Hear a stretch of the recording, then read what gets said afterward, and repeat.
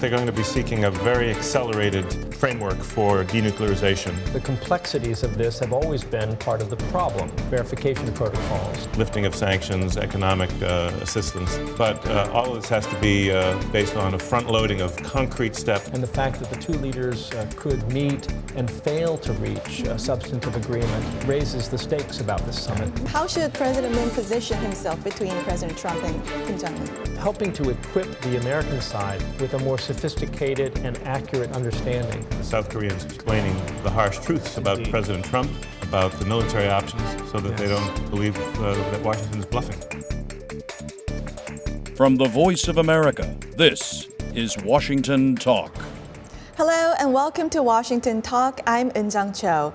President Donald Trump and North Korean leader Kim Jong-un are now anticipated to meet in May or early June.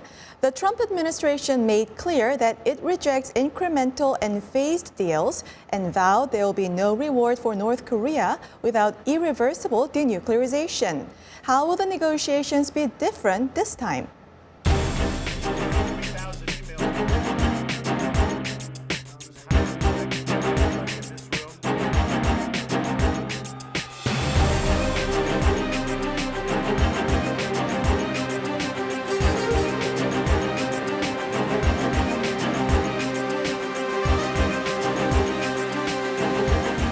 While we talk about complete, verifiable reversal of his nuclear program, he's thinking about the sustainment of his regime.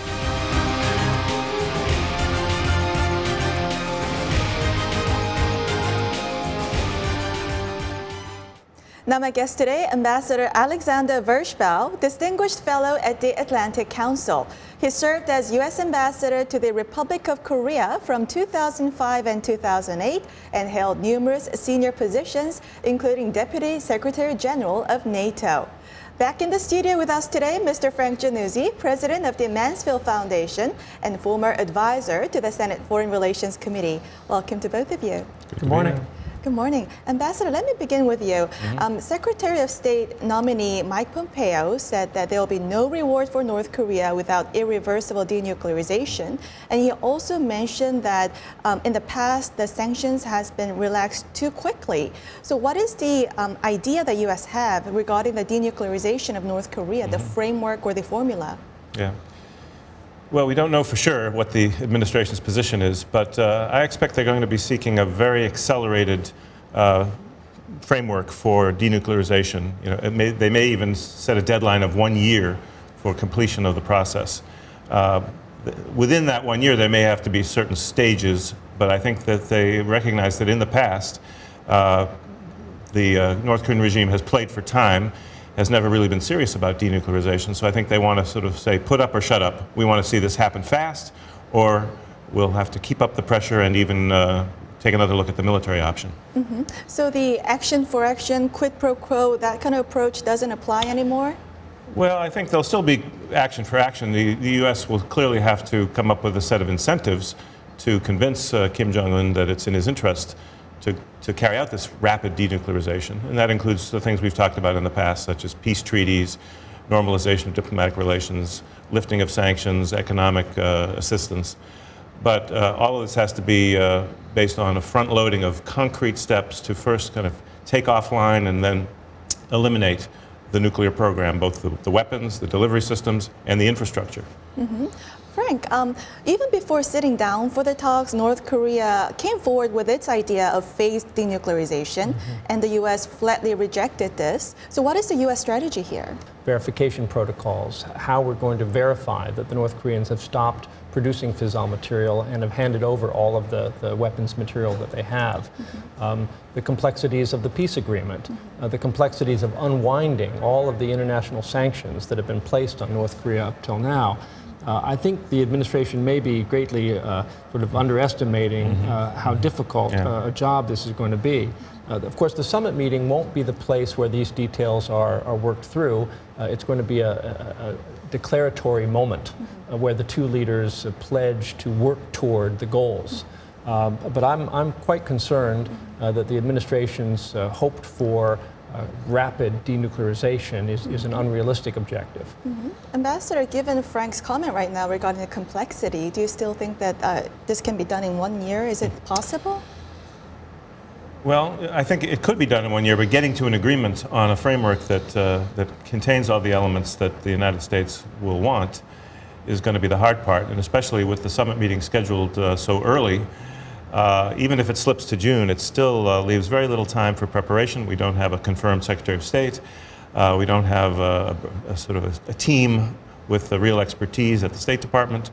So I'm very nervous that this meeting could take place before there's any clarity on what we can expect Kim Jong-un to agree to or not to agree to, and we could come away with a failed summit, which would get us right back on the highway towards military confrontation.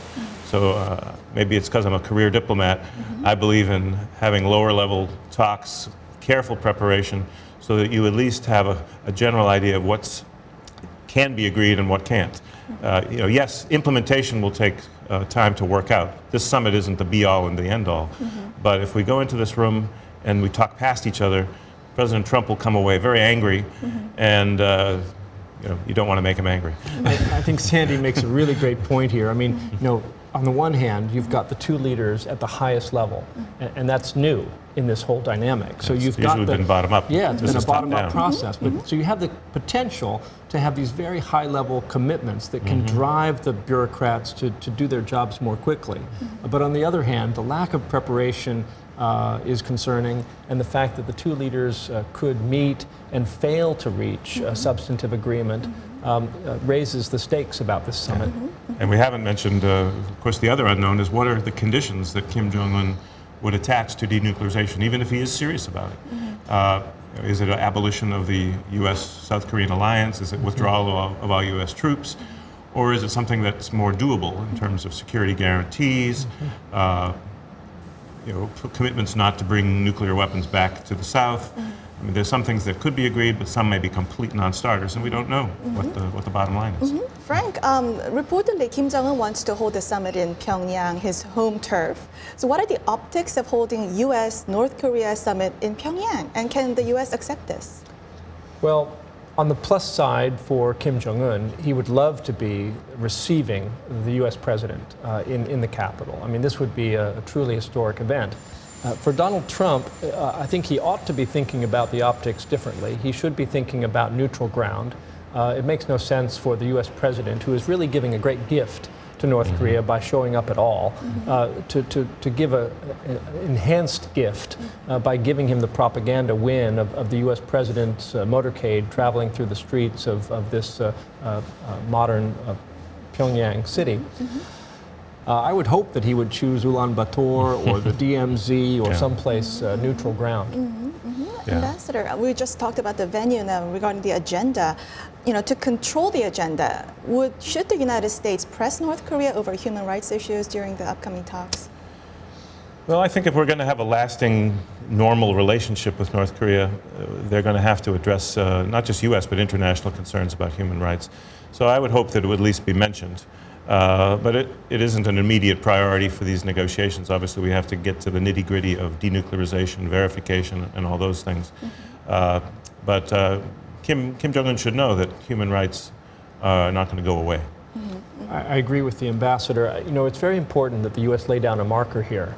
The ultimate end game is denuclearization and peace. And the U.S. president should be honest with the North Korean leader that full normalization of U.S.-North Korea relations isn't going to be possible as long as the North Koreans are so completely outside of the norms when it comes to respect for international human rights conventions. Ambassador, how do you rate the current level of cooperation between the progressive Moon government and the Republican Trump administration? I've been impressed how good the cooperation has been and how close the coordination has been.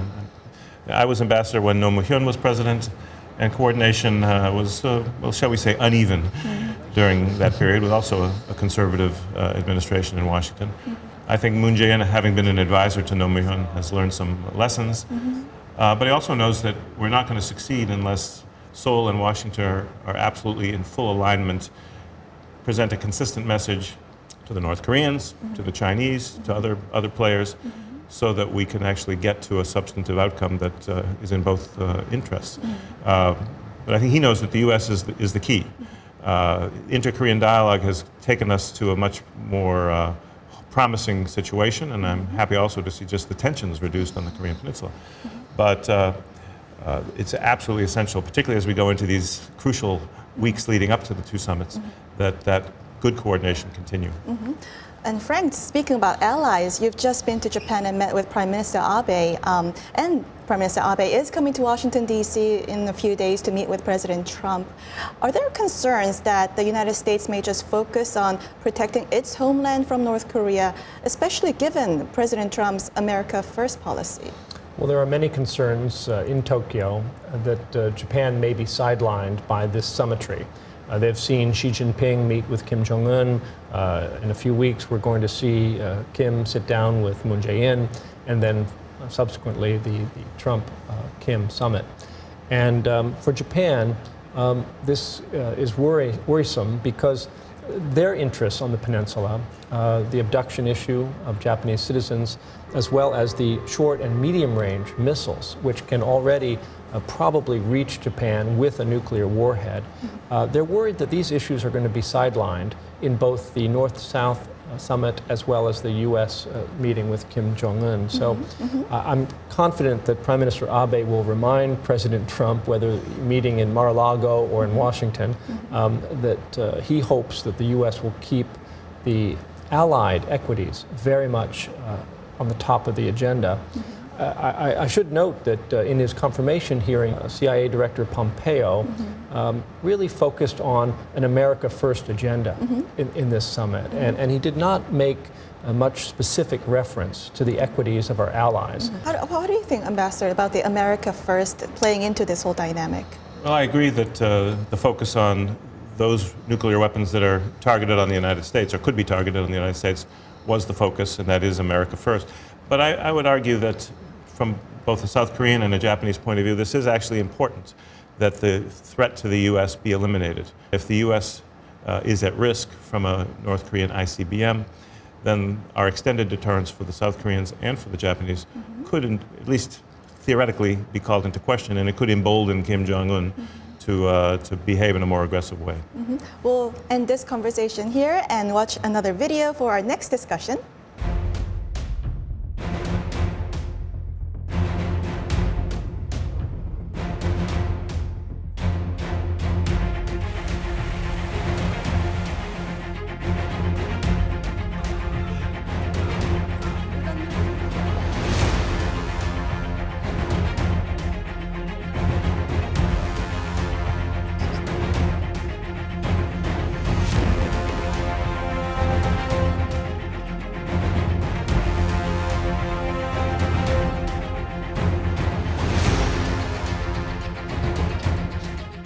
Now, while the world awaits the meeting between President Trump and Kim Jong-un, South Korean President Moon Jae-in meets with the North Korean leader first. The third ever Inter-Korean Summit after 11-year hiatus will be held at the Truce Village of Panmunjom in 2 weeks. Now, Ambassador, you were in South Korea 12 years ago when Roh Moo-hyun met with Kim Jong-il. Now, looking into the upcoming inter-Korean talks, do you have any concerns that some of the results may become a hindrance to the U.S.-North Korea summit? Actually, I'm not too worried about that. First of all, because the Moon Jae-in government has been scrupulous in coordinating closely with the United States. We just had Chung Eui-young making a secret visit, meeting John Bolton, and I think demonstrating the desire of South Korea to ensure that our positions are absolutely aligned. At the same time, I think inter-Korean cooperation, if there is a further advance in that in terms of cultural exchanges, people-to-people contacts, family reunions, that creates a good atmosphere going into the Trump-Kim summit. And I think the South can help us get some clarity about where North Korea is likely to agree and where they're not likely to agree, so can avoid some of these risks that I was talking about in terms of lack of preparation, unclear expectations leading to a crash rather than a breakthrough at the North Korean summit. Frank, some experts do point out that if President Moon eases sanctions on North Korea or gives economic incentives, this may become a hindrance. What are your thoughts? Well, there's always the risk that the South might somehow relax the pressure. I don't think there's much danger of that at this summit. The UN sanctions are very clear. The terms of them very explicit. And whatever the South might give in a marginal way on humanitarian assistance or on unilateral sanctions, I don't think will have a decisive impact on the fact that the North Korean government will remain under both economic and diplomatic pressure and isolation as President Trump sits down with Kim. I think that the South Koreans really have learned lessons from the previous summits, and I think they're going to demand a higher level of reciprocity out of the North this time around. I certainly hope so. Speaking about lessons, Ambassador, you were there when there was an inter-Korean summit. What lessons can we draw from the past experience? Well, I think one lesson is you need to insist on reciprocity. I think both Kim Dae-jung and Roh Moo-hyun were guilty of sort of giving too much just to have the summit. Maybe there was too much emotion invested in having those summits. And it, I think, only encouraged the North Koreans to continue to raise their demands rather than be flexible and make a reasonable deal. So I think there too, Moon Jae-in always talks about how maximum pressure will be maintained until there's actually some concrete steps towards peace by North Korea. And I think if he sticks to that, we're okay. Yeah, Frank, how should President Moon position himself between President Trump and Kim Jong-un? Well, I think the key will be not positioning himself really in between the U.S. and North Korea, but rather facilitating the dialogue and as Sandy said, helping to equip the American side with a more sophisticated and accurate understanding of where the North Koreans are coming from right now. That North Korean negotiating team, I've met all of them. I think Sandy probably has too. It's basically the same team they've had for 25 years. And on the American side, it's a lot of new faces and one or two old faces that may not bode well. I mean, John Bolton's experience with the North Koreans has not been very constructive. So the U.S. side needs that roadmap that the South Koreans are helping to construct. And it's really good for the United States that the North-South summit comes first because it will help the Americans prepare. And of course, it goes the other way as well in terms of the South Koreans explaining the harsh truths about President Trump, about the military options, so that they don't believe that Washington is bluffing. Right, right. What should be the follow-up measures to the inter-Korean summit?